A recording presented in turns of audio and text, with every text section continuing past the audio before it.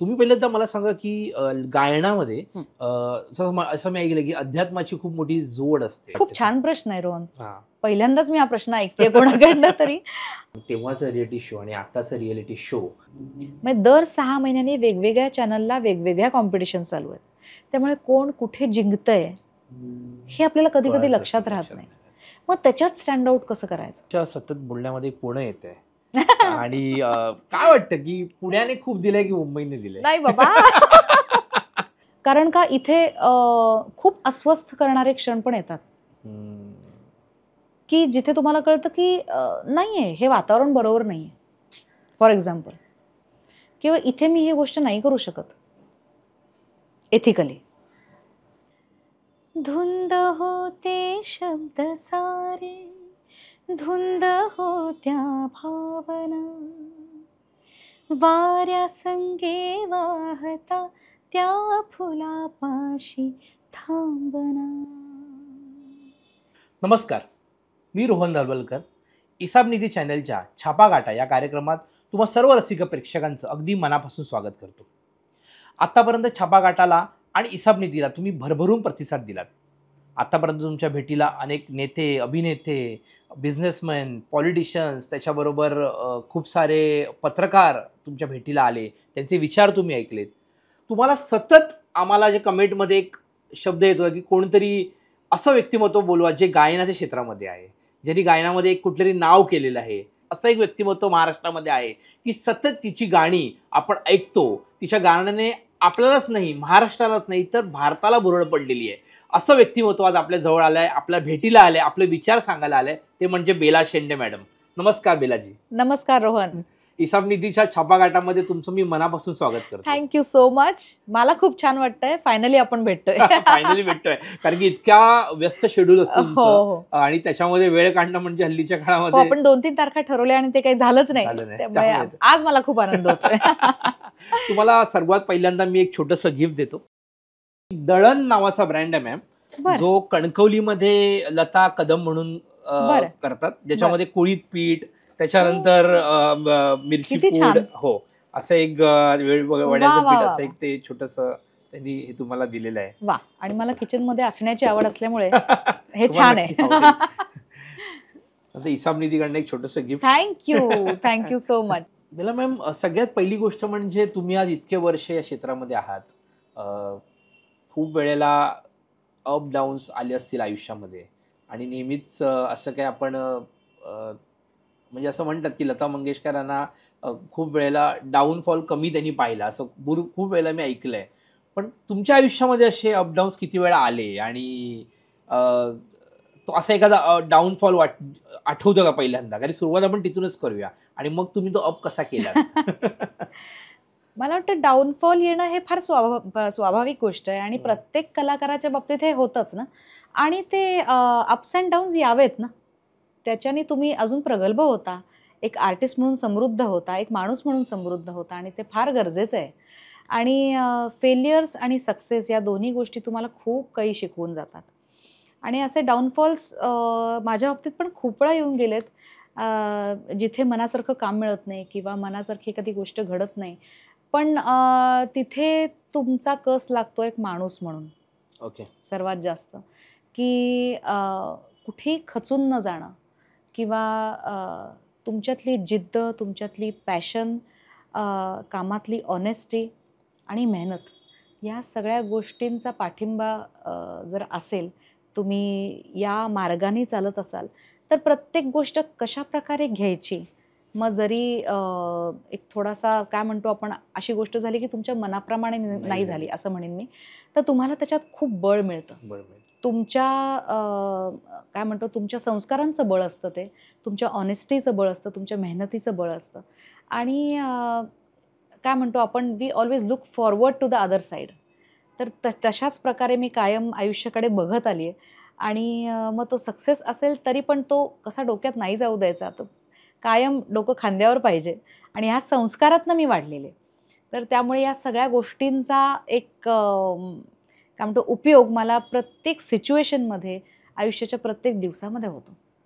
पण असं एखादी दिवस असा असतो, की जेव्हा आपल्याला खूप डाऊन वाटतं किंवा एखादा काळ जातो जवळ-जवळ. आणि तुम्ही पहिल्यांदा मला सांगा की गायनामध्ये हं. असं मी ऐकलं की अध्यात्माची खूप मोठी जोड असते आणि नक्कीच. ती तुम्ही जोपासता, तुमच्यामध्ये आहे, ती तुम्ही आणली की कोणी तुम्हाला सांगितलं या संदर्भात? किती महत्व खूप वाटतं ते? छान प्रश्न आहे रोहन. हां. पहिल्यांदाच मी हा प्रश्न ऐकतेय कोणाकडनं तरी. अ, मी खरं सांगू का, अध्यात्म आणि संगीत हे वेगळं नाहीये. संगीतात अध्यात्म दिसतं आपल्याला, अध्यात्मात सुद्धा संगीत दिसतं. ओके. आणि आज आपण बघायला गेलं तर निसर्गात सुद्धा संगीत आहेच की. निसर्गात सुद्धा अध्यात्म आपल्याला दिसतं, भेटतं. आणि या दोन्ही गोष्टी हातात हात घालूनच पुढे जातात, असं ओके. मला वाटतं. आणि कुठल्यातरी एका शक्तीला मानणं, कुठल्यातरी अ, देवाला तुम्ही मानणं, मग प्रत्येकाचं जे काही दैवत बरोबर असेल, आहे. हे फार गरजेचं आहे. ते तुम्हाला खूप ग्राउंडेड ठेवतं मुळात. तुमच्यातला एक माणूस, तुमच्यातला माणूस पण जपून ठेवतं, ओके. असं मला वाटतं. आणि आपल्या जर तू संगीताबद्दल म्हटलंस तर या अध्यात्माने किंवा त्या श्रद्धेने माझी प्रचंड श्रद्धा आहे देवावरती. ओके. आणि कुठल्याही कलाकाराची ती असतेच. बरोबर आहे. आणि कुठलाही कार्यक्रम असेल, कुठलंही रेकॉर्डिंग असेल, तर तो एक नमस्कार केल्याशिवाय उभंच राहत नाही आपण. माईक समोर रेकॉर्डिंग असताना सुद्धा तो माईक आपला देव असतो. तर त्याला नमस्कार केल्याशिवाय चालू करतच नाही. तर अशा विचारांमधनं मी कायम पुढे गेलेली आहे. आणि आपलं भारतीय संगीतच इतकं इतकं समृद्ध आहे ना, आणि त्याच्यात शास्त्रीय संगीतामध्ये इतर गायन प्रकारांमध्ये सुद्धा इतकं सामर्थ्य आहे, इतकी गोडी आहे, इतकं अविस्मरणीय असं आपलं संगीत आहे, की त्या संगीतात इतकी अलौकिक अशी ताकद आहे, की ती मला वाटतं तुम्हाला अं, परमात्म्याला भेटल्याचा अनुभव करून देते असं आपलं संगीत आहे. ओके. आपलं शास्त्रीय संगीत असेल किंवा आपली संस्कृती असेल. आणि मग हा अनुभव अनेक वेळा रेकॉर्डिंगमध्ये पण येतो, अनेक वेळा शोजमध्ये पण येतो. कधी-कधी असं होतं ना, की कार्यक्रम असतो, त्याची अँक्झायटी असते, त्याचा आनंद असतो. अशा अनेक फॅक्टर्स, काही टेन्शन्स असतात, या टेन्शन्स सगळ्या असतात. गोष्टी असतात. पण ती जी एक शक्ती असते ना, ती तुम्हाला तारून नेत असते प्रत्येक गोष्टीतनं. आणि असा अनेक वेळा अनुभव येतो, की नेहमीचे शोज होतात, पण कधी-कधी एखादा शो असा होतो आणि आपण विचार करतो, की आज काहीतरी वेगळं झालं शोमध्ये. हां, म्हणजे तोच तुम्हाला किंवा तो विचारायचा आपण आहे. त्या ट्रान्समध्ये जातो हां. कधी-कधी, की समोर काय चाललंय किंवा बाजूला काय चाललंय ह्याचा विसर पडतो आणि आपण त्याच्यात तल्लीन होतो. हां. म्हणजे मी म्हणते ना, की जेव्हा खूप काम करून मी घरी येते आणि फक्त तानपुरा लावते. त्या 15 मिनिटाच्या तानपुरा लावल्यानंतरची जी 15 मिनिटं असतात, त्याच्यात जर मी ध्यानस्थ होऊन बसले, तर असं वाटतं मी कुठल्यातरी वेगळ्या जगात आहे. त्यामुळे फक्त मीच नाही, असे खूप लोक आहेत, की जे मेडिटेट करतात. Music is meditation. Meditation. Music is therapy. त्या सुरांमध्ये इतकी ताकद आहे, की तुमचा कुठलाही आज आजार सुद्धा ते दूर करते. प्रश्नच हे अध्यात्मच आहे ना सगळं. खरं आहे. आणि मला हा अनुभव अनेक रेकॉर्डिंग्जला येतो, की एखादं रेकॉर्डिंग झाल्यानंतर असं वाटतं, की अरे फार सुंदर आजचं कंपोझिशन इतकं सुंदर होतं, किंवा अ, आज काहीतरी मजा आली. हं. हे जे एक फिलिंग आहे, जसं मी तुला तानपुऱ्याचं उदाहरण दिलं, की जेव्हा तानपुरा वाजत असतो, प, सा, सा, सा असे त्याचे नोट्स आहेत. प वरनं सा कडे जातानाचा जो नाद आहे तानपुऱ्याचा, त्याचा जो एक रेझोनन्स आहे, त्याच्यातनं येणारं एक फिलिंग, त्याच्यातनं येणारी एक शांतता, ही काय हे अध्यात्मस्तर आहे ना. आणि अध्यात्मात आपण काय करतो? आपण अ, आज आपण मेडिटेट करताना आपण बघतो, की आपल्या श्वासाची लय काय आहे? परफेक्ट. त्याच्यात सुद्धा संगीत आहे. संगीत आहे. त्यामुळे या सगळ्या गोष्टी इतक्या काय म्हणतो आपण, मिक्स. एकत्रित आहेत, मिक्स्ड आहेत. जसं मी म्हटलं, की संगीतात अध्यात्म आहे आणि अध्यात्मात संगीत आहे. सगळं तुमच्या श्वासावरच आहे. तुम्ही शांत असताना, आनंदी असताना तुमच्या श्वासाची लय अत्यंत पॉझिटिव्ह असते. आणि हेच तर आयुष्य पण आहे. हं. त्यामुळे मी खूप मानते त्या शक्तीला. आणि ही शक्ती तुम्हाला खूप बळ देऊन जाते. खरं आहे. तुम्ही म्हणालात प्रमाणे की तुमच्या गाण्यामध्ये ती सच्चाई दिसते आणि जेव्हा Absolutely. कोणतरी एक बॅकला असतो असं म्हणतात की जो सपोर्ट, मग ती आध्यात्मिक शक्ती असेल किंवा नक्कीच. एखादी पॉवर असते, नक्की. त्याशिवाय ते स्वर लागणं शक्य नाही. नसतं खूप. आणि ना तुम्ही त्या शक्तीला, त्या स्वरांना मला वाटतं की स्वतःला स्वाधीन केलं पाहिजे, हां. की त्याच्यापेक्षा मोठं काही नसतं जगात. तुम्ही पण नसता मोठे. आणि हाच विचार घेऊन अजूनपर्यंत मी प्रत्येक काम करते, की त्याला शरण गेलं पाहिजे. त्याला नतमस्तक झालं पाहिजे. तर मग कुठेतरी तुम्ही थोडंसं काहीतरी अचीव्ह करू शकाल. खरं आहे. बिलाजी, सर्वात महत्त्वाची गोष्ट म्हणजे मला एक प्रश्न असा विचारायचा की गायनामध्ये जसं अभिनेता म्हणून एखाद्याला चांगला माणूस असणं महत्त्वाचं असतं, तर हो. गायक म्हणून चांगलं व्यक्तिमत्व किंवा माणूस असणं किती महत्त्वाचं आहे? खूपच महत्वाचं आहे. कारण तुला माहिती आहे मी अशा संस्कारांमध्ये वाढलेली आहे, की खूप लहानपणापासून मी गाणं करायला करिअर म्हणून सुरुवात केली ॲट द एज ऑफ 16. बरोबर. आणि तेव्हापासून मी या क्षेत्रात काम करते. आणि जे संस्कार माझ्यावरती आहेत ना, ते असे आहेत, की तुम्ही 24 तास कलाकार असू शकत नाही. हां. आणि जर असाल 24 तास कलाकार तर काहीतरी प्रॉब्लेम आहे. कारण का पहिलं तुम्ही उत्तम माणूस असणं गरजेचं आहे. कसं असतं, की आज एक कार्यक्रम झाला किंवा एखादं रेकॉर्डिंग झालं किंवा अजून काही प्रोफेशनल कमिटमेंट्स असतील. त्या संपल्यानंतर स्टेजवरनं खाली आल्यावरती तुम्ही एक सामान्य माणूस आहात ना. तुम्ही तोच ऑरा, तोच एक कलाकारपण 24 तास घेऊन मिरवू नाही शकत. एक्झॅक्टली. आणि ते करूच नाही असं मला तरी वाटतं. राइट. कारण का त्यानंतर किंबहुना त्यामध्ये सुद्धा उत्तम कलाकार असणं जितकं महत्त्वाचं आहे, तितकंच उत्तम माणूस असणं, तशा आठवणी लोकांच्या स्मरणात तुम्ही ठेवणं, हं. ह्याला पण तितकंच महत्त्व आहे माझ्या लेखी. कारण एखादा कार्यक्रम झाला, 3-4 महिने झाले, की फॉर एक्झाम्पल मी सांगते, की ऑडियन्सला किंवा त्या ऑर्गनायझरला किंवा इतर त्या प्रोजेक्टमध्ये इन्क्लुडेड असलेल्या सगळ्याच व्यक्तींना तुमच्या काय आठवणी लक्षात आहेत, हे फार महत्त्वाचं आहे. म्हणजे तुमच्या आठवणी are they bringing a smile on their face is very important. का असं आहे, की बाबा फारच कटकट झाली, हे झालं, ते झालं, हे झालं. तर काहीतरी मग राहतंय हं. माझ्या दृष्टीने. आणि तुम्ही जे माणूस म्हणून असता ना, ते तुम्ही कलाकार म्हणून जे असता त्याच्यात रिफ्लेक्ट होतं. बरोबर. ओव्हरऑल तुमच्या वेलबिंगमध्ये, तुमच्या अप्रोचमध्ये, तुमच्या बोलण्यामध्ये खूप वेळ तुम्ही मुखवटा घालून नाही राहू शकत. हं. म्हणजे आज कधी-कधी आपल्याला ती फेक मॉडेस्टी पण बघायला मिळते. पण त्याच्या पलीकडचा माणूस लोकं ओळखतात. परफेक्ट. आणि ते फार महत्त्वाचं आहे. एक उत्तम कलाकार, उत्तम माणूस असणं, हे शेवटपर्यंत टिकतं. उत्तम माणूस असणं, त्या उत्तम आठवणी असणं, समोरच्या माणसाच्या मनात तुमच्याबद्दलच्या. जसं त्यांना तुमचं गाणं आवडतंय, तसंच तुम्ही माणूस म्हणून पण समोरच्याला आवडला पाहिजेत, परफेक्ट. असं मला वाटतं. मला नेहमी तेच वाटतं, की म्हणजे आपण जी पहिले 5 गायक जेव्हा भारतातले बघतो हो. किंवा जगातले पण, तेव्हा पहिल्यांदा ती जी नावं येतात त्यामध्ये त्यांच्यामध्ये तो एक संयम, ती आणि शांतता हो आणि मला आणि काय वाटतं ना, की जसं तुम्ही काही मिळवत जाता हळू-हळू, हं. तसं तुम्ही अजून थोडे माणूस म्हणून संयमी होत जाता. अजून थोडं हं. अंडरस्टँडिंग वाढत जातं.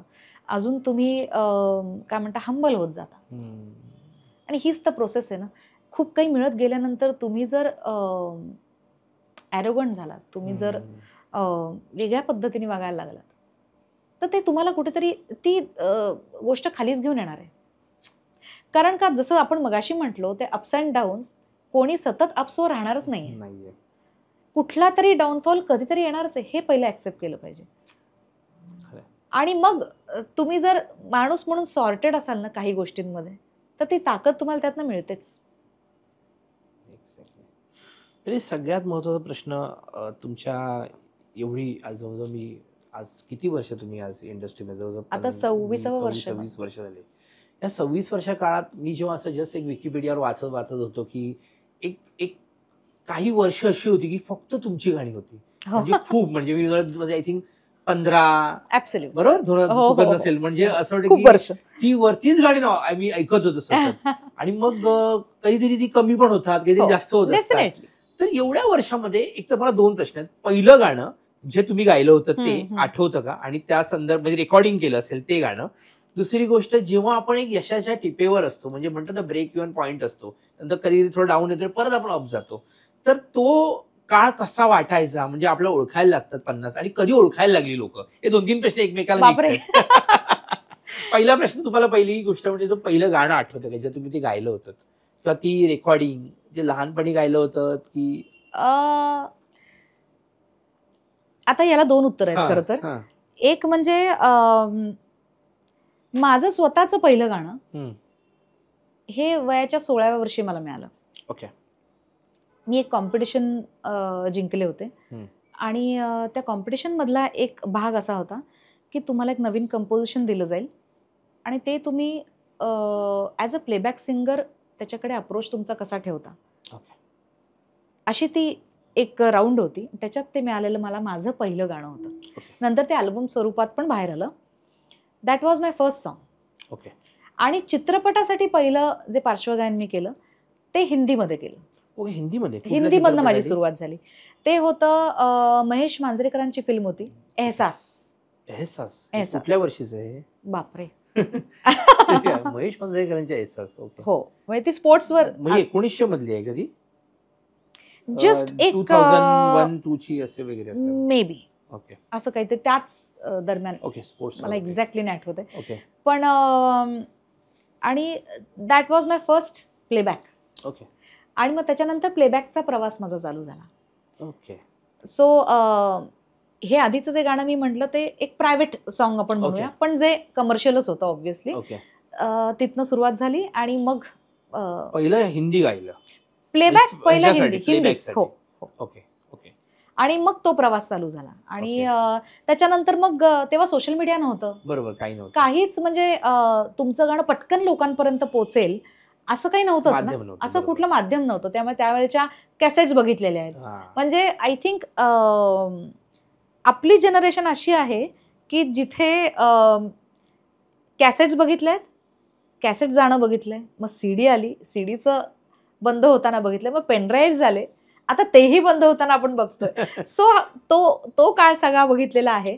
आणि तेव्हा ते जे गाणं माझं आलं होतं ते सपने नावाच्या अल्बममध्ये आलं होतं. तेव्हा कॅसेट्स होते. ओके, सपने. तो कॉम्पिटिशनचाच एक भाग होता नंतर अल्बम काढणं. त्याच्यानंतर माझा अजून एक अल्बम आला, कैसा ये जादू.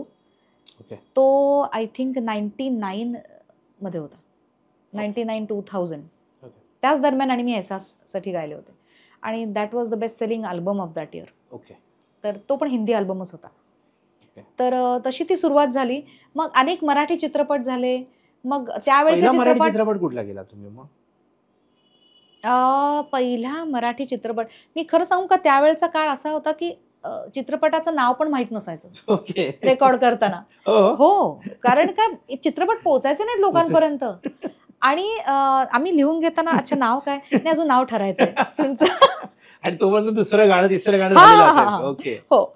आणि तो चित्रपट कधी येणार आहे किंवा कधी रिलीज होणार आहे, कुठे रिलीज होणार आहे, इथपासून सुरुवात असायची ना. तेव्हा तो काळ बघितलेला आहे. आणि मग कधी कधी चांगले चित्रपट यायचे, पण तेव्हा इतकं प्रमोशन वगैरे काही नव्हतं. आणि मग ती गाणी विरून जायची. असे अनेक चित्रपट मी केलेत. मग जगदीश खेबुडकरांची गाणी होती त्या काळात, किंवा बाळ पळसुले ज्यांनी खूप उत्तम लावण्या केल्या, त्यांच्याकडे खूप गायले मी. राम लक्ष्मण यांच्याकडे गायले. सो तो फार सुरुवातीचा काळ आहे.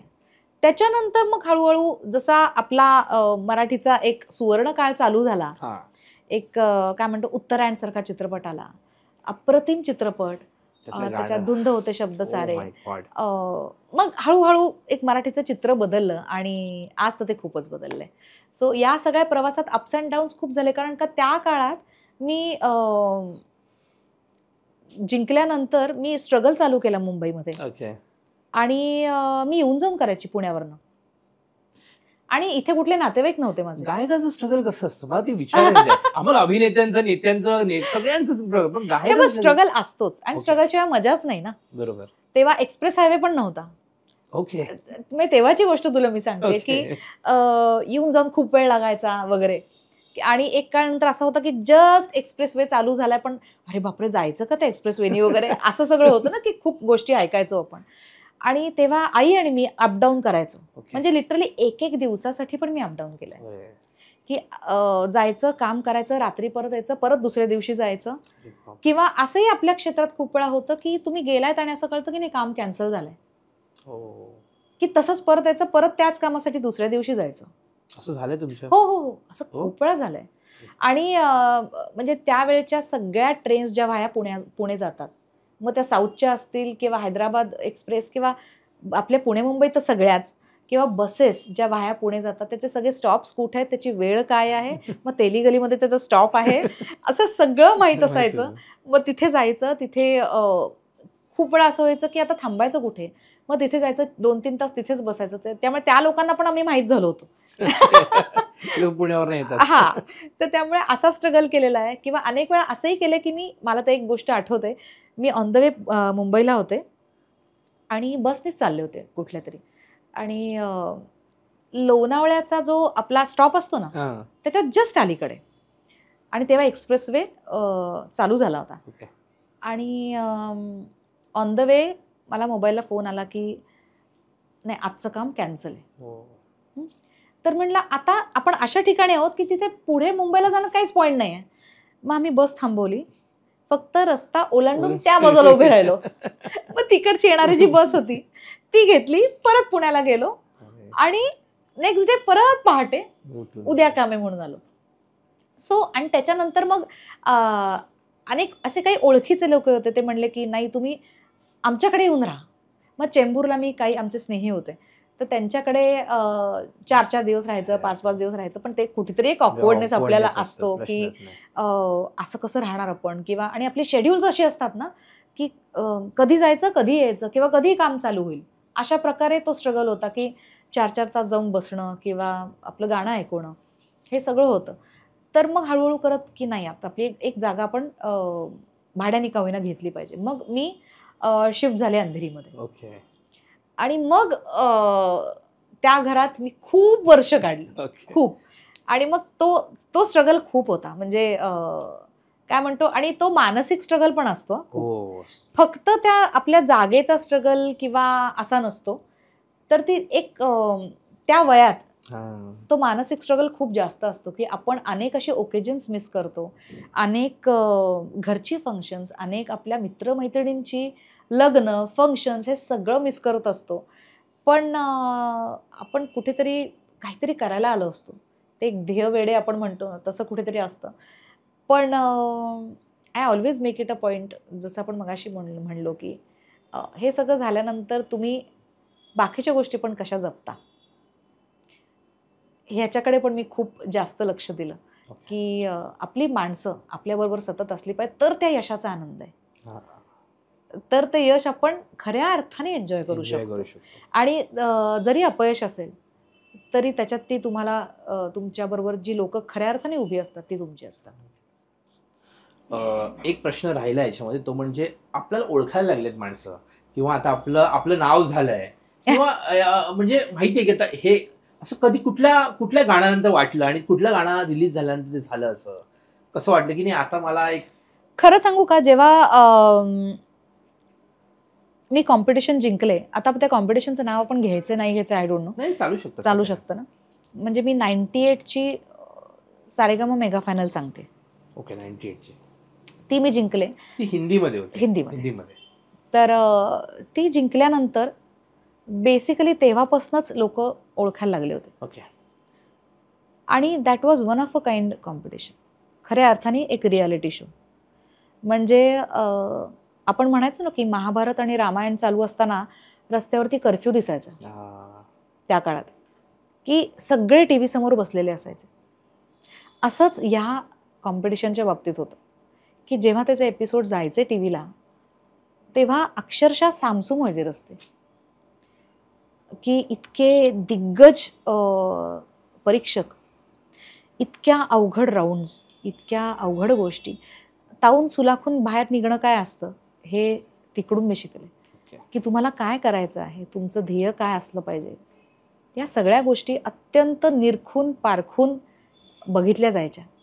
आणि तिथनं मी घडले. खरं सांगायचं तर एक दिशा मिळाली आणि तिथपासून लोकांनी ओळखायला सुरुवात केली होती. तर कारण का हा कार्यक्रम सातासमुद्रापार पण जायचा, तेव्हा चॅनल चालू झाले होते, थोडेच होते, झी, सोनी किंवा असंच 2-4 चॅनल्स होते, तेव्हा ते बघितले जायचे. तर त्याची जी व्ह्युअरशिप होती त्यामुळे बाहेर पण लोक तितकेच प्रेमाने बघायचे, प्रेमाने त्या कलाकारावर अत्यंत जीव लावायचे. तर तेव्हापासून लोकांनी ओळखायला सुरुवात केली. आणि मग ऑफकोर्स अनेक गाणी बाहेर येत होती, अनेक मराठी अल्बम्स बाहेर आले. माझ्या मनासारखा माझा अल्बम आला बाहेर, किंवा त्याच्यानंतर तो एक अल्बमचा काळ पण मी बघितलाय जेव्हा 8 गाण्यांचा अल्बम यायचा. आणि त्याच्यात तुम्हाला इतकी व्हरायटी आणता यायची ना अल्बममध्ये, एक फ्रीडम असायचं ना, की फिल्ममध्ये गाताना तुम्हाला एक सिच्युएशन असते, एक काहीतरी थोडीशी चौकट असते.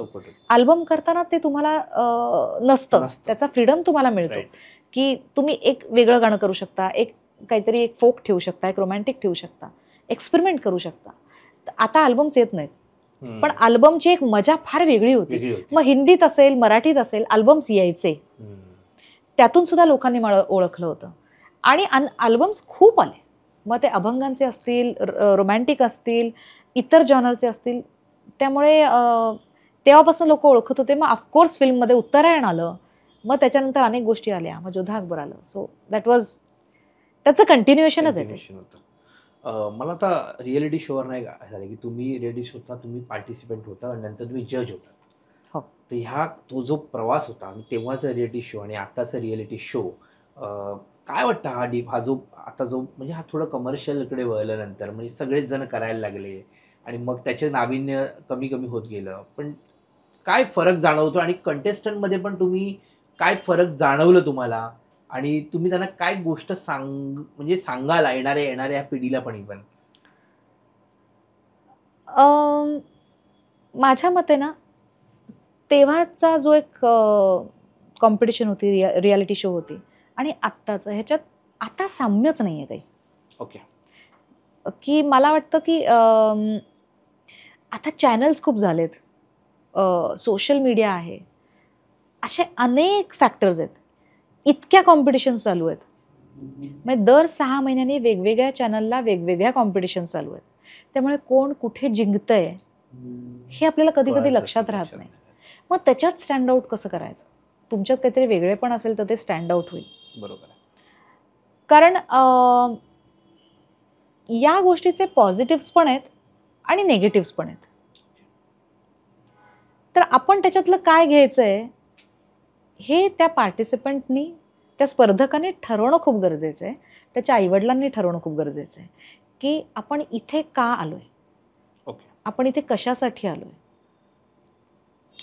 खूपशा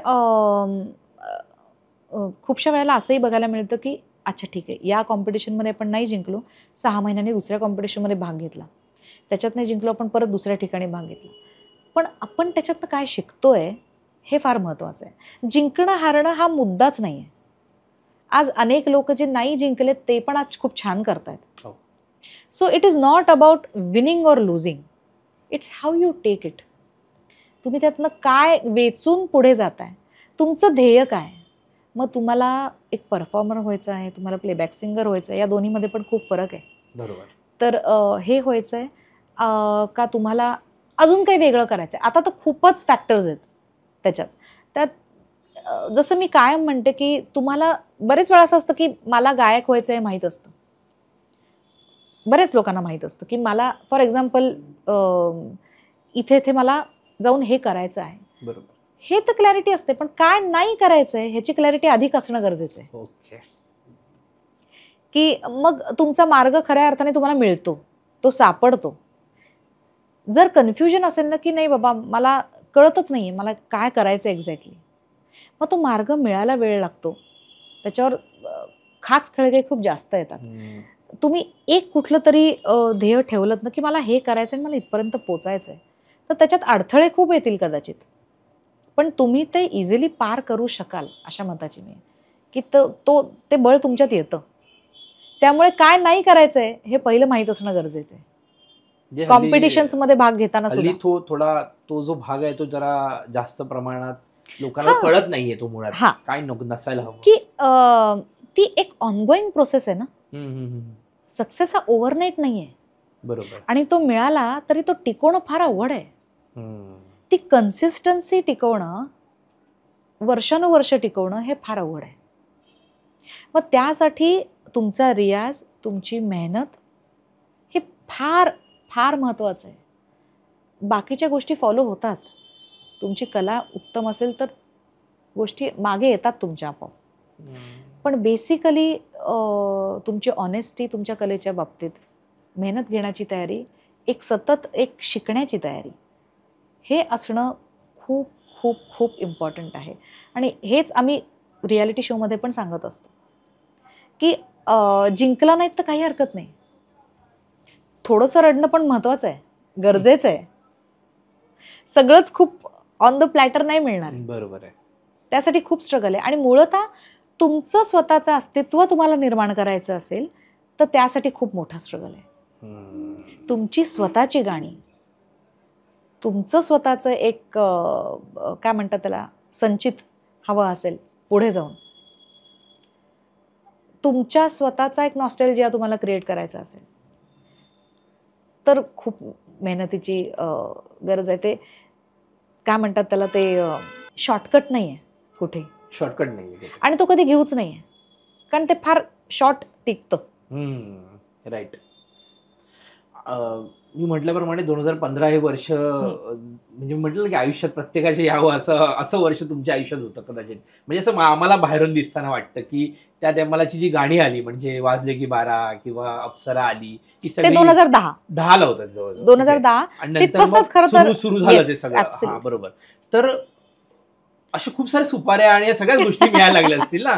मग अशा वेळेस जसं मगाशीच म्हटल्याप्रमाणे की काही नाही करायचं आणि मग असं वाटायला लागलं असेल की आता हळूहळू आपण हिंदीकडे जास्त प्रमाणात वळायला हवं किंवा हिंदीचे ऑफर्स पण यायला लागले असतील, तर Of कसं course. ते घडलं आणि ते त्यात पण काही नाही म्हणालात, हो म्हणालात, काय केलं, कसं केलं? बरं, आता ह्याचं उत्तर थोडंसं मी हा. काय आहे की माझा जेव्हा हिंदी अल्बम आला कैसा है जादू, त्यात सुमारास मी साऊथमध्ये गाणं चालू केलं होतं.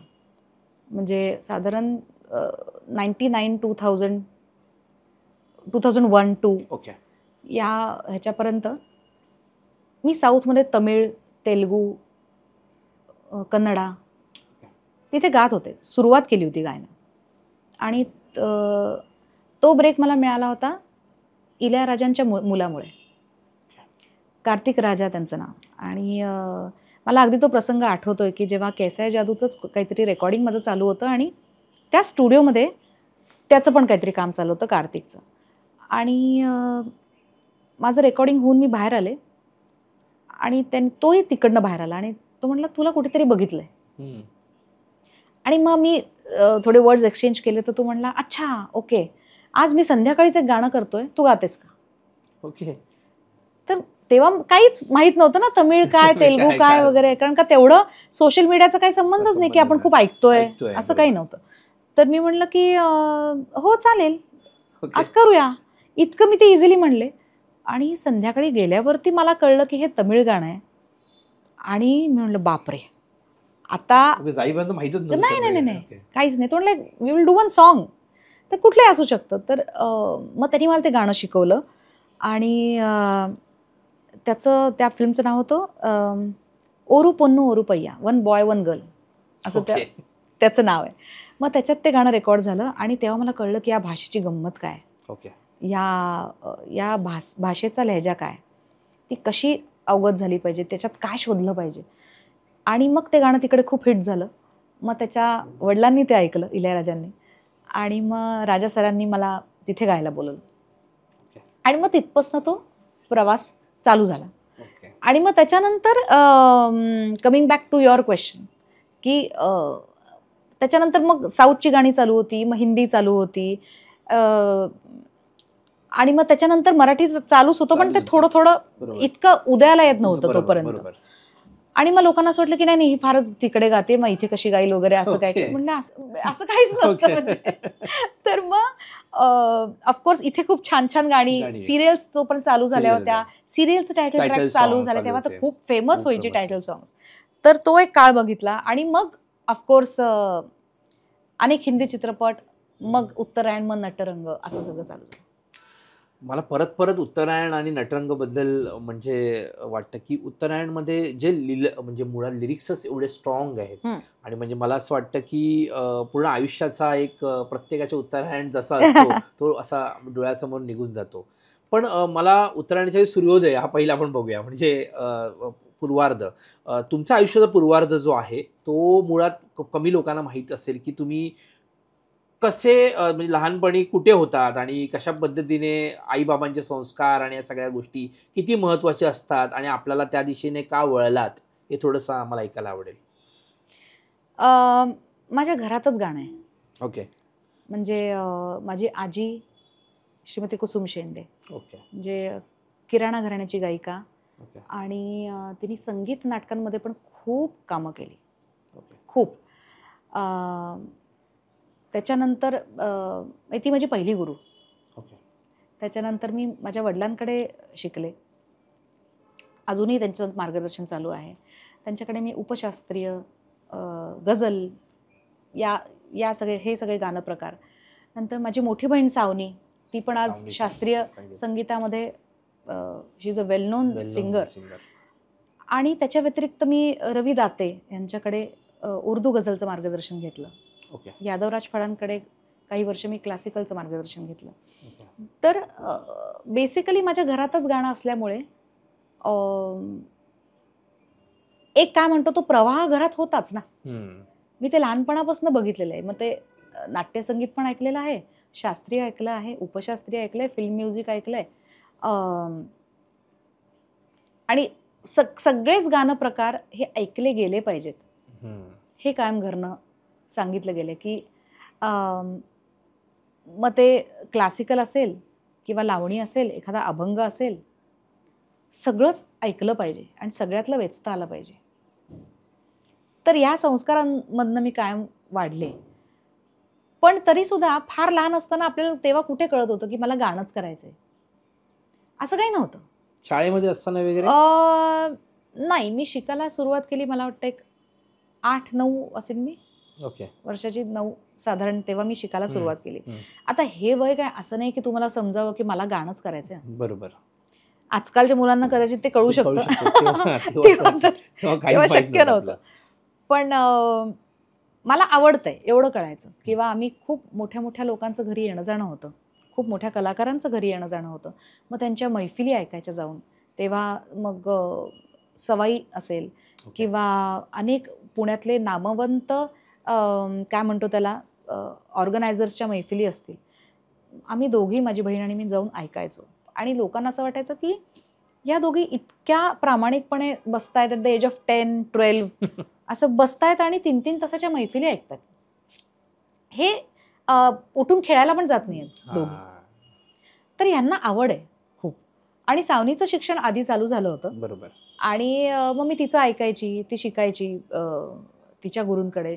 तेव्हा मी ऐकायची मागे बसून. आणि मग बाबांना पण कळलं की हिला खूप आवड आहे, ही उठत नाही, ही सावनीचं पण ऐकते. वरती कोणी शिकत असेल बाबांकडे, ते शिकवायचे तेव्हापासूनच, तर ती खूप किनली ऐकते सगळं. आणि मग त्यांनी मला अचानक एकदा सांगितलं, हे गा जरा असं. ओके. आणि मी गायले.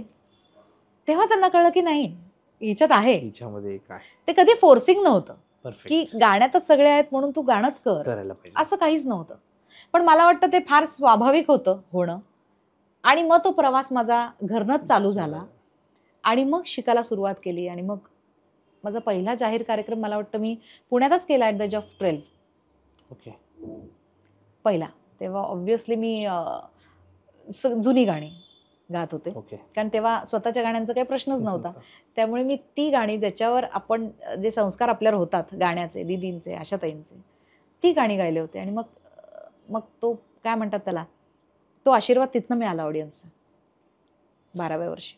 तुमच्या सतत बोलण्यामध्ये पुणे येते आणि काय वाटतं की पुण्याने खूप दिलंय की मुंबईने दिलंय? नाही बाबा.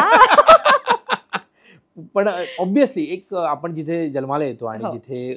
जिथे गोष्ट, कारण की असं वाटतं का कदाचित पुण्यात आपण शिकलो आणि मुंबईत ते व्यावसायिक आणि या सगळ्या दृष्टीने आपण आहोत, तर त्याचा बरं झालं का तूच पुण्यात? उत्तर दिलंस. काय वाटतं पुण्याबद्दल, म्हणजे काय पुण्यात किती महत्वाचं वाटतं पुण्यात शिक्षण असणं? हे बघ काय आहे ना, की पुण्यात लहानाची मोठी झाले, तिथेच गाणं शिकायला सुरुवात केली, एज्युकेशन तिकडे झालं आणि मग जेव्हा आपण म्हणतो की काहीतरी कमर्शियल आपण करायला पाहिजे, तेव्हा मी बरोबर. इथे आले. आणि या दोन्ही काय म्हणतो ठिकाणची जी वैशिष्ट्य आहेत ती इतकी वेगवेगळी आहेत.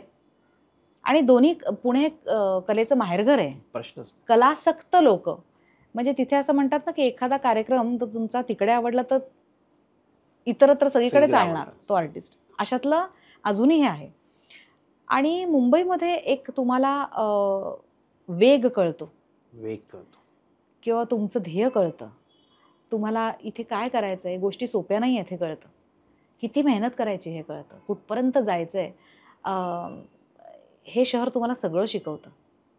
पुण्यामध्ये ही गोष्ट म्हणजे म्हणतात की म्हणजे शिक्षण घेण्यापर्यंत ठीक आहे, पण ऍक्च्युअल जगणं जे आहे ते मुंबई शिकवते का असं वाटतं?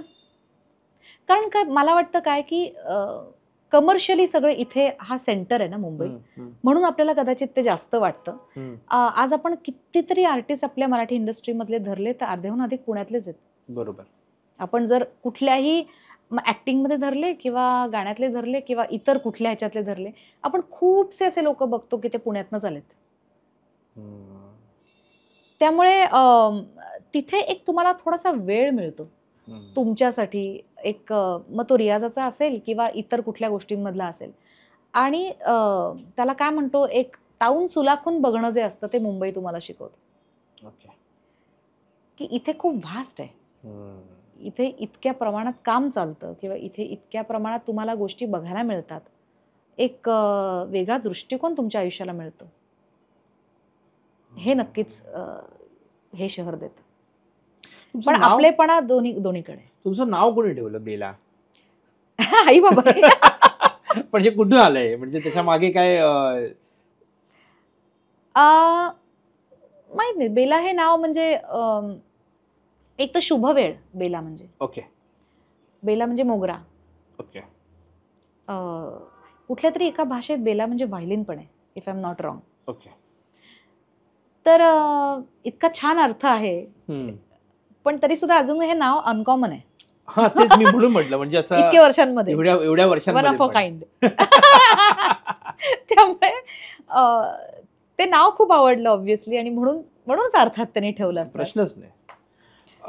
आपण चांगले अनुभव तर नेहमीच आपल्या आयुष्यामध्ये असतात, पण असं एवढ्या क्षेत्रामध्ये खूप साऱ्या वेळेला वाईट अनुभव पण येतात की एक स्टेप वर जात असताना आपल्याला खूप साऱ्या गोष्टींना, म्हणजे पॉलिटिकली पण काही कधी खूप वेळेला येऊ शकतं किंवा तुमच्या इंडस्ट्रीमध्ये पण काही गोष्टी घडत असतात.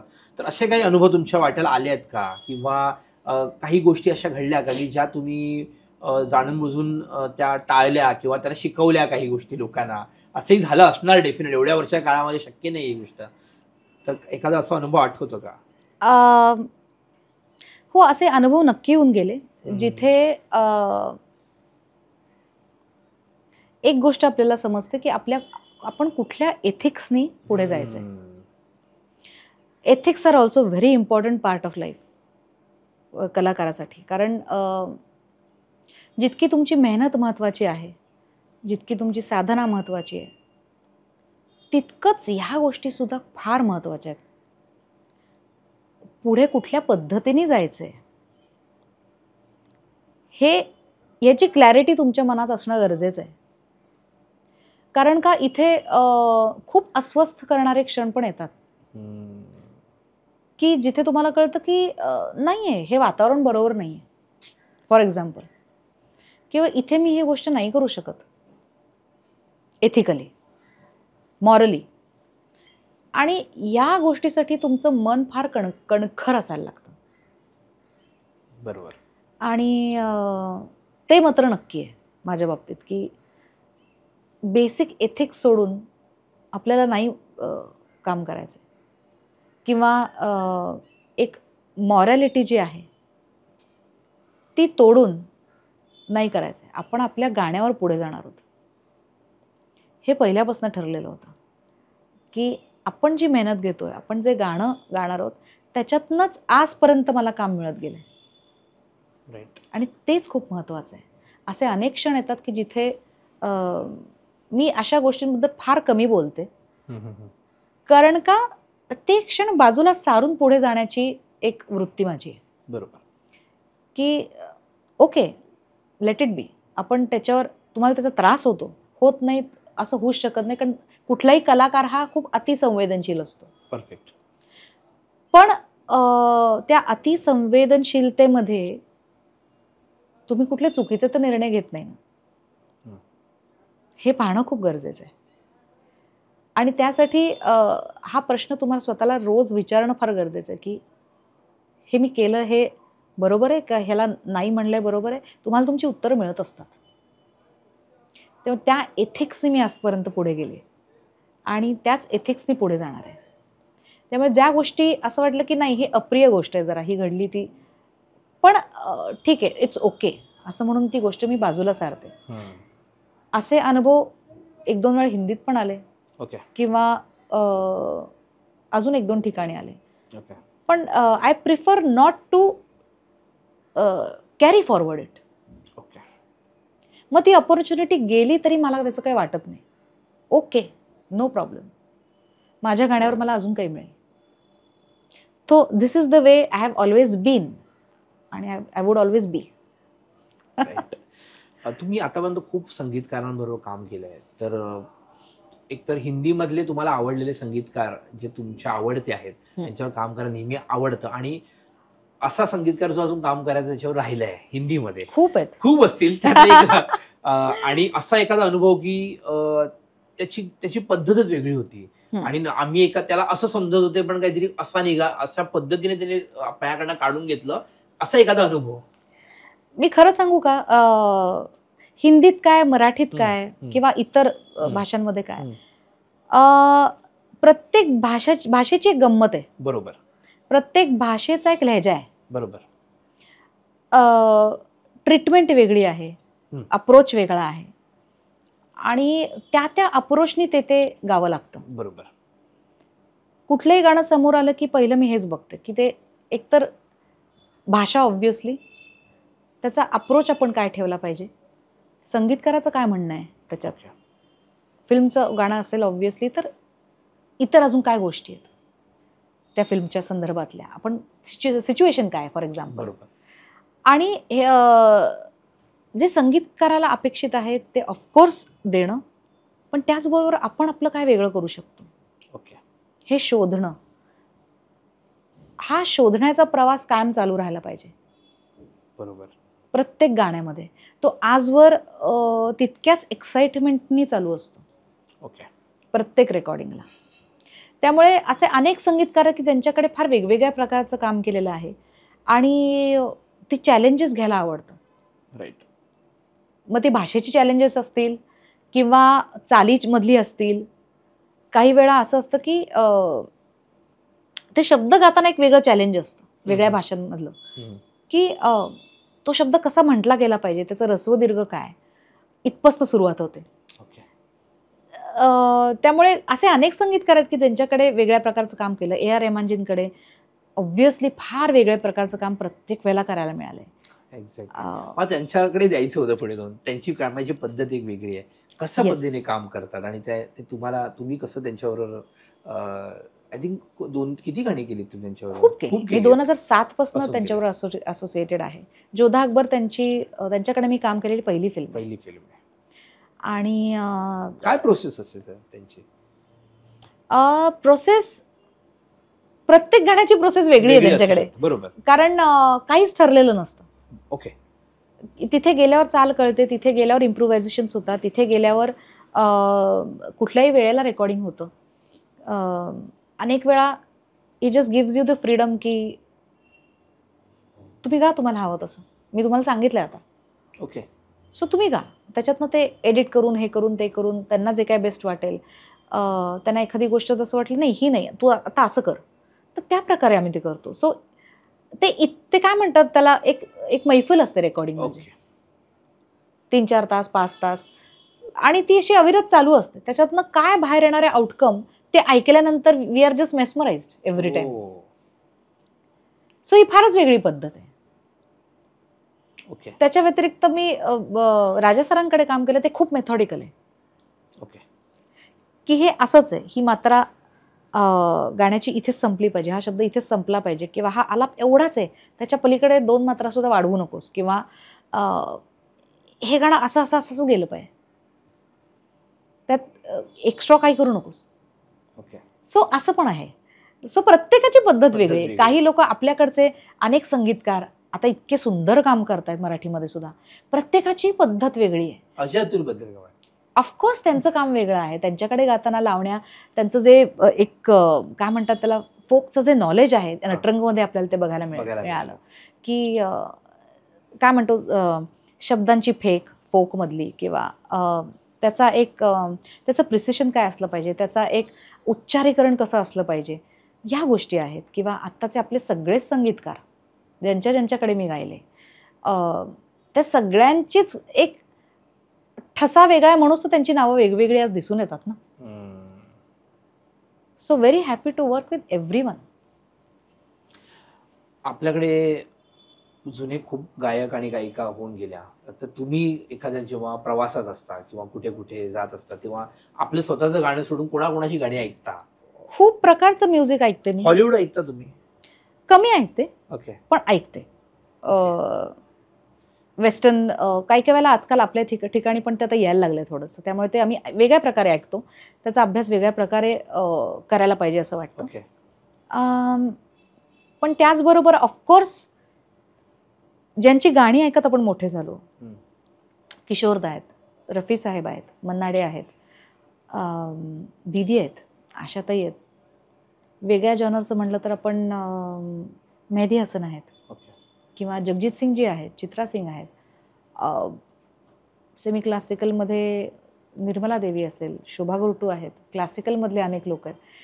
सगळ्या प्रकारचं संगीत ऐकते डेफिनेटली. आणि कारण का चित्रपट संगीत गाताना जरी एखादं थोडं सेमी क्लासिकल ढंगाचं गाणं आलं, तर त्याला ते आपण कसं गायलं गेलं पाहिजे, त्याचा अप्रोच काय ठेवला पाहिजे, किंवा एखादी लावणी गाताना अप्रोच काय ठेवायचा आहे, एखादं रोमॅन्टिक गाणं गाताना अप्रोच काय ठेवायचा आहे, हा सगळा अभ्यासच आहे ना. बरोबर. या सगळ्या गायकांची गाणी ऐकताना एक एक गाणं म्हणजे एक विद्यापीठ आहे लिटरली. त्यातनं तुम्ही काय काय वेचणार आहात, असा खजिना पडला आहे समोर, त्यातनं तुम्ही वेचा तुम्हाला काय हवं ते. याचा उपयोग तुम्हाला जेव्हा एखादं नवीन कंपोजिशन गायला येतं, तेव्हा त्याचा उपयोग तुम्हाला खूप होतो. असं झालं का एखादे लिरिक्स आला समोर आणि इतकं ते म्हणजे ते कठीण वाटलं, नंतर ते खूप चांगलं झालं, पण त्या टायमाला ते वाटलं की हे वेगळंच काहीतरी, किंवा ते गाताना थोडं कठीण वाटलं त्या क्षणाला, आणि मग त्या गोष्टीला तुम्ही तुमच्या पद्धतीने समजून काही गोष्टी केल्यात, असं एखादं लिरिक्स जे तसं कठीण होतं? एक गाणं मी केलं होतं ब्रेथलेस मराठीमध्ये. तर त्या गाण्यात डेफिनेटली मी असं म्हणेन की जेव्हा ते गाणं माझ्याकडे आलं गायला, तेव्हा मी म्हणले कसं करणार. मी जवळपास 4 फुलस्केप मिळून लिहून ते गाणं होतं. 4 फुलस्केप? 4 फुलस्केप. तर तेव्हा मी म्हणलं की नको आपण हे करायला, असं मी म्हटलं होतं की हो, मी म्हणलं होतं की हे फारच आहे, म्हणजे म्हणलं हे काय ब्रेथलेस करायचं त्या मुलांच्या डोक्यात होतं. तेजस आणि जिनी लिहिलंय तिने, पण तेजसचं म्युझिक होतं आणि मी नाव विसरते, तुला नाव सांगते नंतर. तिने प्राजक्ता गव्हाणे तिचे लिरिक्स होते, आणि हे दोघं माझ्याकडे आले होते की मॅम आम्हाला एक ब्रेथलेस गाणं करायचं आहे आणि ते तुम्हीच करावं. तर तेव्हा शंकरजींचं ब्रेथलेस येऊन गेलं होतं काही वर्षांपूर्वी, मे बी त्याच्या आधी, आणि त्याच ह्याच्यावरती त्यांनी ते ते म्हणले आम्हाला मराठीत करायचंय. वेगळी चाल, सगळं वेगळंच होतं, सगळं वेगळं होतं. पण ब्रेथलेस मराठीत करायचं बरोबर. असं. आणि ते आल्यानंतर मी म्हणलं ऑब्व्हियसली, पण त्याच्यात खूप टेक्निकल गोष्टी पण इन्व्हॉल्ड असतात. बरोबर. Obviously it's not a breathless song, Breathless song. की एवढं तुम्ही गाऊच शकत नाही 4 फुलस्केप एका बरोबर. श्वासात. बरोबर. तर ते म्हणले नाही नाही नाही, पण आम्हाला हा प्रयोग करायचा आहे. आणि ते इतकं अप्रतिम लिहिलेलं गाणं होतं तिने, अतिशय सुरेख. ओके. गावाकडचं वर्णन, एका मुलीचं वर्णन, ओके. तिच्या आयुष्यातले चढउतार, गावातल्या असे काही शब्द होते की जे आपण कधी ऐकलेच नसतील आत्ताच्या ह्याच्यात. ओके. असे शब्द ते गाताना कसे गायचे, ते गाताना थोडं त्याचं मीटर इकडे तिकडे व्हायचं, किंवा पण तो शब्द तर राहायला पाहिजे, कारण तो बरोबर. लोकांपर्यंत पोहोचला पाहिजे. बरोबर. अशा अनेक गोष्टी होत्या चॅलेंजिंग त्या गाण्यामध्ये. पण ते गाणं फायनली मी जेव्हा म्हणलं की मला थोडा वेळ दे, म्हणलं मी तुला सांगते फक्त. आणि मग मी 3-4 महिने घेतले आणि त्याच्यानंतर आम्ही ते गाणं रेकॉर्ड केलं. 3-4 महिने. Yes, okay. कारण त्याची तयारी करणं तयारी इतकं करणं. सोपं नव्हतं. पण ते गाणं आम्ही केलं आणि अत्यंत अप्रतिम ते गाणं झालं. आणि आज किती लोकांना ते गाणं काय म्हणतात त्याला, इतकं आवडतं, पण त्याच्या मागची मेहनत खूप आहे. जे दिसताना सोपं वाटतं. डेफिनेटली. जसं आता हल्ली रॅप सॉन्ग वगैरे सगळे आहेत, हो. किंवा ते वाटताना सोपे वाटतात, पण ते तशा करताना खूप खूप कठीण आवड, असतात. खूप आवड. कधीतरी असं वाटतं का की सुनील चव्हाण वगैरे नाही का ते असं उभं राहून कपडे बिपडे घालून हे वगैरे करतात आणि लाईव्ह शो वगैरे असं काहीतरी आम्हाला विराजचे बघायला मिळतील? हा, नाही, प्रत्येकाची स्टाईल वेगळी आहे. प्रत्येकाची स्टाईल वेगळी आहे, प्रत्येकाचे काय म्हणतात डिझायर्स वेगळे आहेत. काय म्हणतो, प्रत्येकाच्या आकांक्षा वेगळ्या आहेत, असं मी म्हणेन. तर ऑब्व्हियसली आता तो टाईप फार वेगळा आहे. बरोबर. ऑब्व्हियसली. आणि ते सिंगिंग पण वेगळं आहे. आपल्याला कळलं पाहिजे आपल्याला काय शोभणार आहे आणि काय नाही. ओके. आपल्याला काय, हे बघ काय आहे ना, शेवटी मला वाटतं की मला खूप काही आवडतं, पण ते तुम्हाला शोभणार आहे का, हा एक वेगळा मुद्दा आहे ना. की फॉर एक्झाम्पल एखादी व्यक्ती आपण घेतली, तिला साडी पण नेसायला आवडते, तिला अनारकली पण आवडतोय, तिला शॉर्ट स्कर्ट पण आवडतो, तिला लॉंग स्कर्ट आवडतो, तिला जीन्स आवडत आहेत, हे आवडत आहेत. पण तिला काय चांगलं दिसणार आहे ह्याची दृष्टी असणं गरजेचं आहे ना. परफेक्ट. मला आवडते म्हणून मी एखादी गोष्ट करणं आणि मला ते शोभतंय का, किंवा मला ते मी ते कॅरी करणार आहे का, किंवा ते मला जमणार आहे का, ही वेगळी गोष्ट आहे. बरोबर. तर या गोष्टींचा सुद्धा एक तुमचा दृष्टिकोन तयार झाला पाहिजे. तुम्हाला माहित पाहिजे हे where you stand, what you can do, what you can't do, किंवा तुम्हाला काय आवडते आणि काय नाही आवडत. ती गोष्ट ती गोष्ट त्यामध्ये मी ती मिक्स म्हणजे त्यामध्ये मी दिसेन का, कशी दिसेन, हे खूप महत्वाचा भाग आहे. आमचं छापाघाटामध्ये नेहमीच आम्ही एक प्रश्न विचारतो, म्हणजे प्रत्येक कलाकाराची एक दुसरी बाजू असते. आणि तुम्ही फक्त आम्हाला आतापर्यंत जे दिसलं आहात ते म्हणजे गाणं आणि गाणं. ह्याच्या व्यतिरिक्त बेला शेंडे काय काय करतात, त्यांचे कुठले कुठले छंद आहेत, आणि अशी कुठली गोष्ट आहे दुसरी बाजूची आतापर्यंत लोकांना माहितच नाहीये? दुसरी बाजू गाण्याच्या व्यतिरिक्त मला खूप ठिकाणी साईटसीइंगला जायला आवडतं. I am very nature loving person. मला ते आवडतं. मला जेवण बनवायला आवडतं, खूप लोकांना खाऊ घालायला आवडतं. नंतर अजून मला म्हणशील तर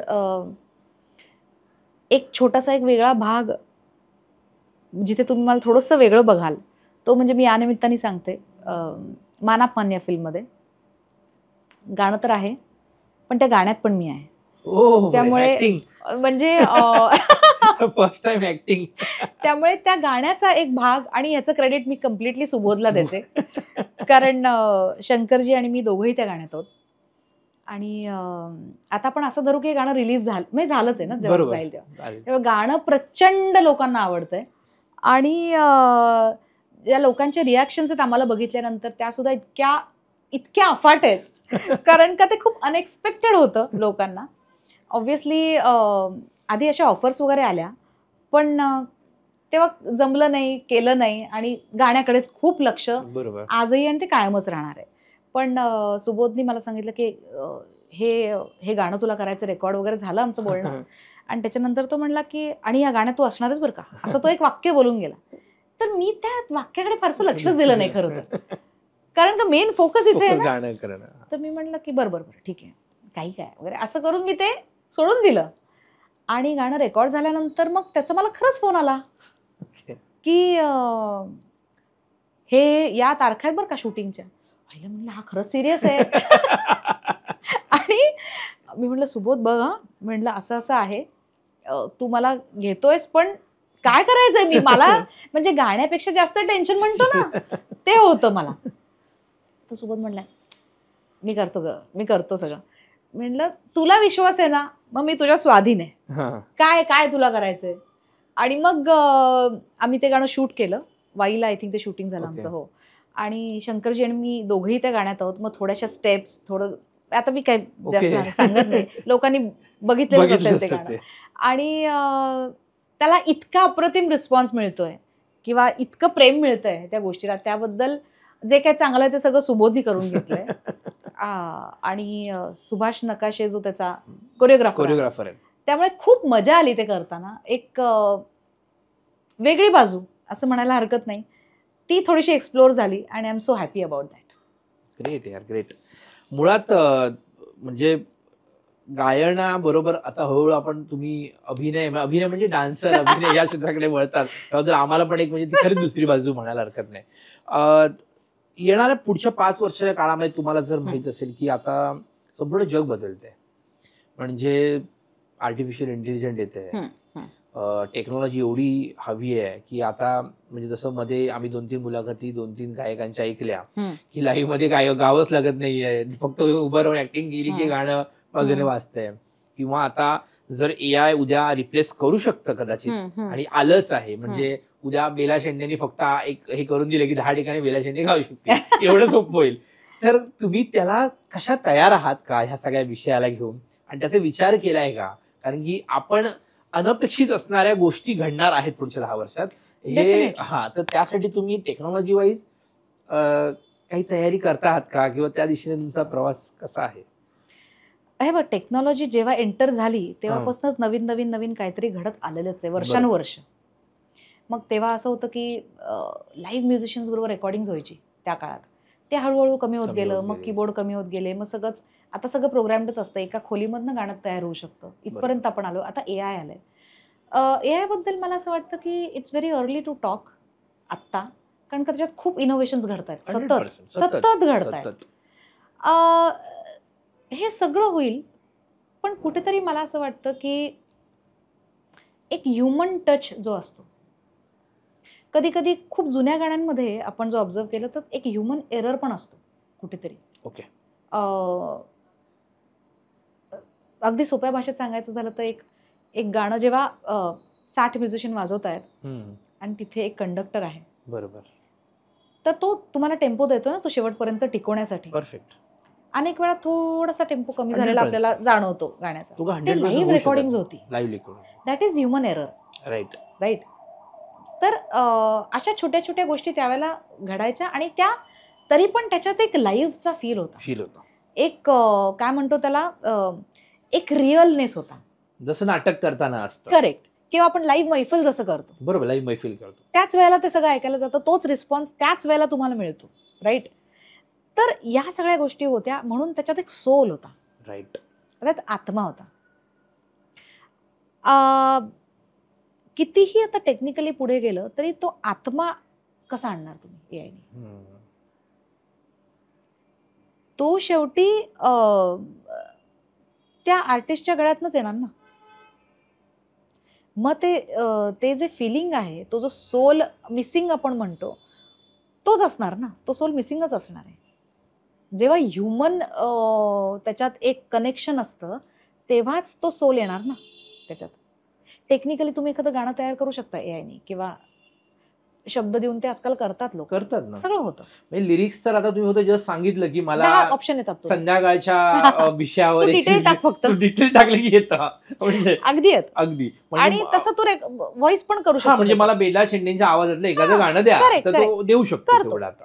पण काय आहे ना, ते वरवरचं चांगलं वाटतं, पण तुम्ही जेव्हा स्वतः ते गाणं जाऊन गाता तेव्हा तुमचा असलेला अप्रोच, तुमचं असलेलं त्याच्या मागचं थिंकिंग, एक त्याच्यातला असलेला आत्मा, त्या शब्दावरची फेक किंवा ते टेक्निकली येईल पण त्याच्यात सोल मिसिंग असतो. राईट. सो सोल कुठनं आणणार? तो कुठेतरी मिस राहील नेहमी. म्हणजे जी येणाऱ्या काळात आता तुमचे कुठले कुठले प्रोजेक्ट येणार आहेत ज्या आम्हाला पुढच्या 2025 आता सुरू झालेलंच आहे म्हणजे होईलच तर ह्या 25 मध्ये काय काय पाहायला बघायला ऐकायला मिळणार किंवा तुम्ही जसं म्हणाला तर अभिनय वगैरे क्षेत्रामध्ये उद्या आलात अरे आता हे गाणंच केलंय फक्त. नाही हे बघ आता 2025 10 तारखेला तर मानापमान येतोय, संगीत बरोबर. मानापमान. बरोबर. अत्यंत सुरेख फिल्म आणि इट्स अ म्युझिकल ट्रीट.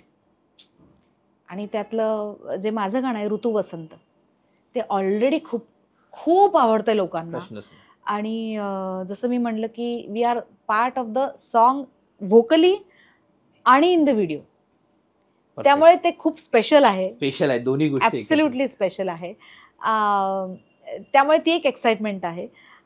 त्याच्या व्यतिरिक्त अजून अनेक असे प्रोजेक्ट्स आहेत जे हिंदीमध्ये काही सिंगल्स मी करते, त्याचं काम चालू आहे. किंवा असे अनेक चित्रपट आहेत जे लाईंड अप आहेत पण ते आय थिंक 2025 मध्ये येतील असे काही चित्रपट आहेत. अजून बरंच काही करायचंय, खूप काही करायचंय, खूप इच्छा आहेत. बघू काय काय वर्कआउट होतंय, पण होईल नक्की वर्कआउट याची खात्री.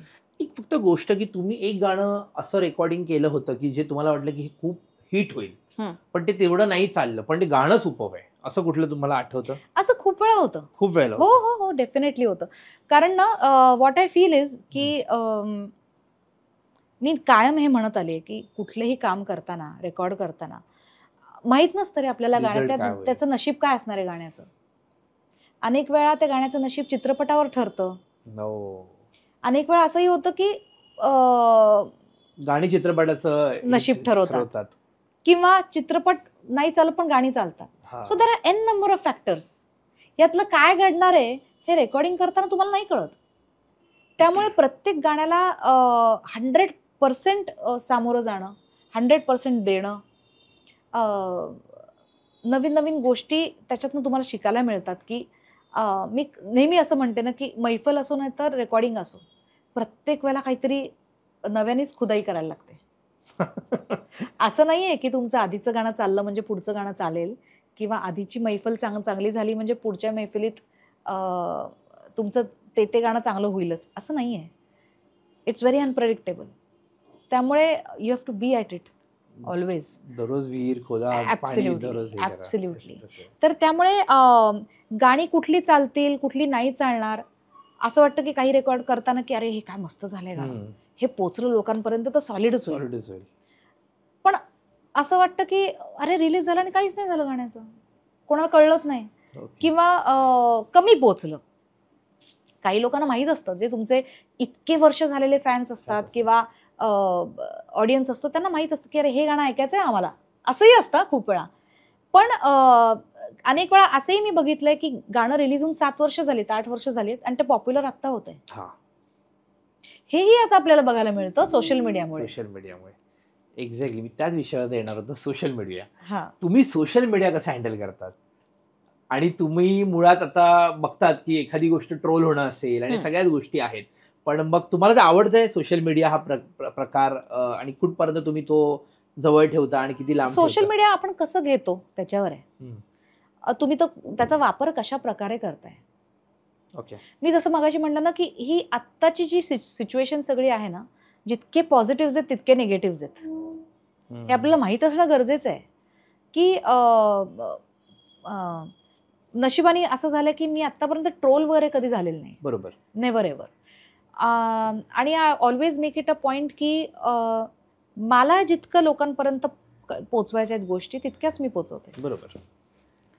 हा इतका रिलेटिव्ह मुद्दा आहे ना, की कोणाला काय करायचं आहे त्या प्लॅटफॉर्मवरती.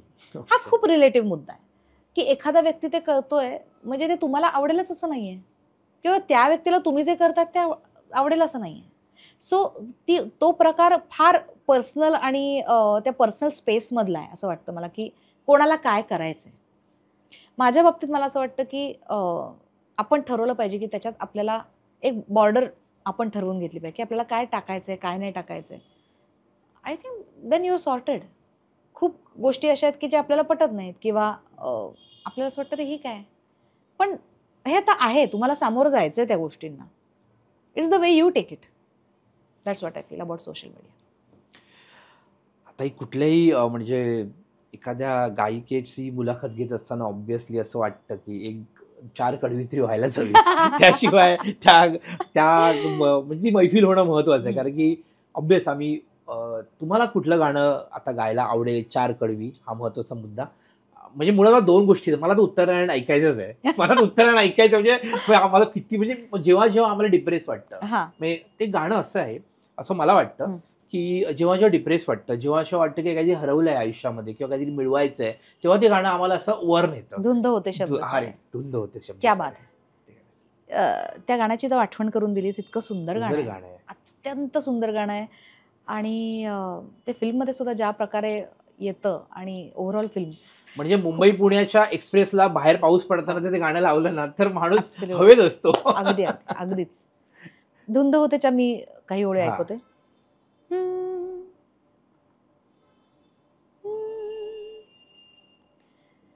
धुंद होते शब्द सारे, धुंद होत्या भावना, वाऱ्या संगे वाहता त्या फुलापाशी थांबना.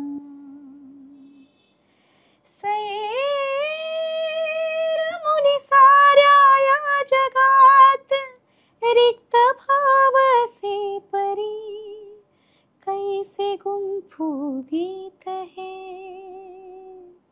धुंद होते शब्द सारे, धुंद होत्या भावना, वाऱ्या संगे वाहता त्या फुलापाशी थांबना. क्या बात आहे. सुपर. म्हणजे खरंच खूप छान गाणं आणि काय लिहिलं गेलंय. फार खूप सुंदर. छान, खूप सुंदर लिहिलं आणि त्याचं जे इव्हन पिक्चरायझेशन पण झालेलं आहे ते खूप छान. फारच खूप छान, सुंदर. खूप छान.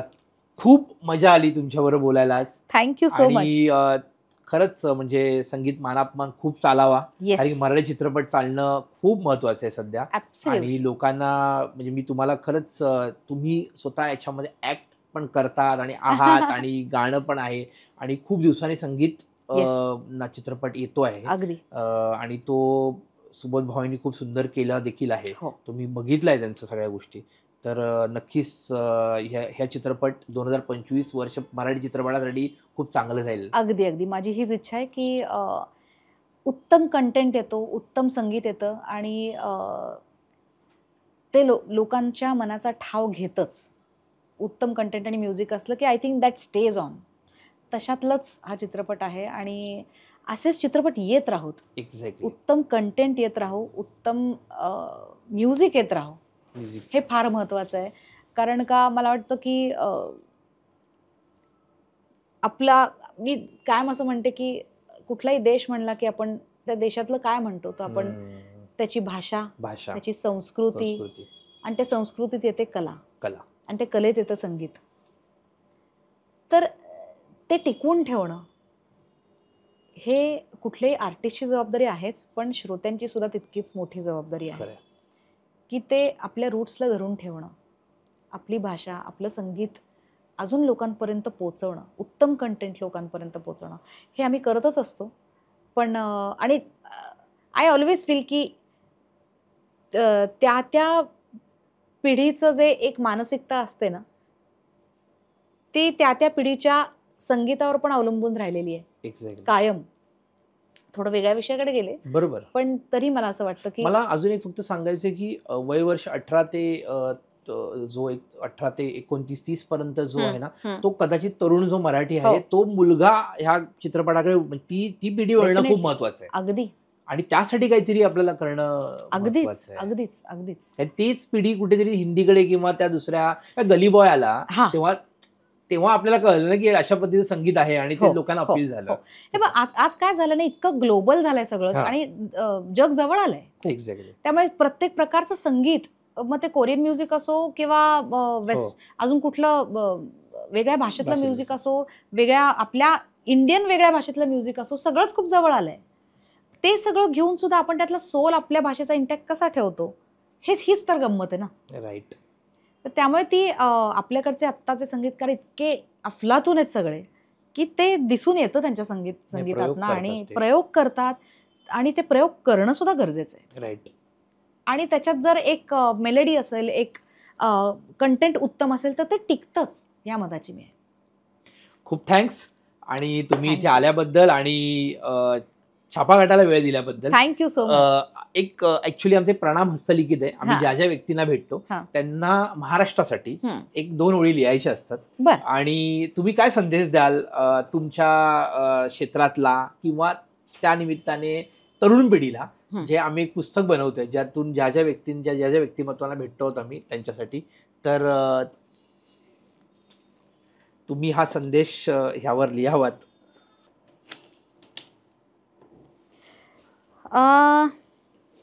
कशावरती लिहू? तुम्हाला जसं वाटेल तसं. म्हणजे मला असं वाटतं की भारतीय संगीत किंवा बदललेलं संगीत तरुण पिढीला काय सांगाल आणि ओव्हरऑल, कारण की मी तुम्हाला काय राजकीय विचारू शकत नाही तर पण मी तरुण पिढीला हा. जे सांगू इच्छिते तेच लिहिते. हा, नक्की.